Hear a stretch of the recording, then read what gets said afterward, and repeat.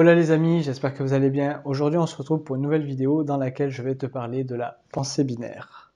C'est parti. Pourquoi la pensée binaire est-elle dangereuse? Tout simplement parce que sur l'aspect relationnel avec autrui, mais aussi par rapport à des situations, elle ne nous permet pas de voir une troisième solution, une alternative. Et je vais vous expliquer comment. Dans la pensée binaire, lorsque vous l'utilisez, vous pensez gagnant-perdant.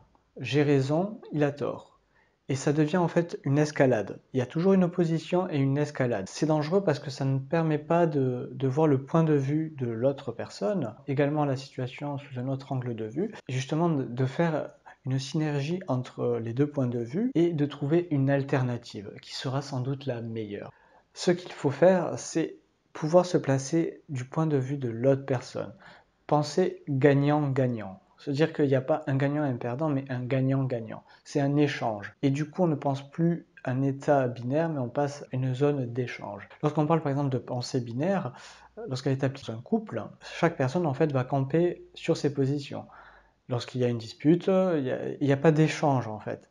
Et ça, c'est problématique parce que l'idée d'un couple, c'est d'avoir un point de départ qui est différent, avec des idées qui sont en commune, avec quelques petites divergences, et justement de les confronter justement pour les faire évoluer aussi bien le couple que les idées. Et dans la pensée binaire, il n'y a pas la place justement à cette évolution, il n'y a pas la place non plus aux alternatives. La pensée binaire est dangereuse uniquement que lorsque vous regardez que votre côté, lorsque vous ne regardez pas l'autre côté et vous ne voyez pas les alternatives. Il faut avoir cette capacité d'empathie et de sympathie vis-à-vis de la personne qui nous écoute. Nous pouvons confronter notre point de vue et le sien, et à partir de là, une fois qu'on aura compris ce que l'autre personne voit, que vous verrez les deux côtés de la pensée binaire, ben là vous pourrez trouver une alternative.